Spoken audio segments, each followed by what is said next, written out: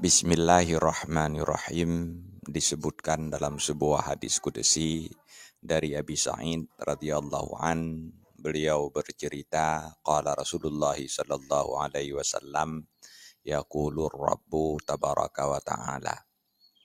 Telah bersabda Rasulullah sallallahu alaihi wasallam, berfirmanlah Allah tabaraka wa ta'ala, man syaghalahul Qur'anu an mas'alati a'taituhu afdala ma a'tiyas sa'ilina.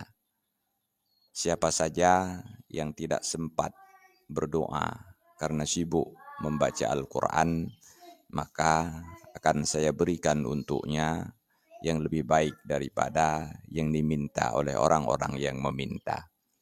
Wa fadlu kalamillahi ala sairil kalami ka fadlillahi ala khalqihi. Dan kelebihan kalam Allah atas kalam-kalam yang lain sama seperti kelebihan Allah di atas makhluknya. Rawahu Tirmiziyu, hadis ini diriwayatkan oleh Imam Tirmizi. Wallahu a'lam bishawab, walhamdulillahi rabbil alamin.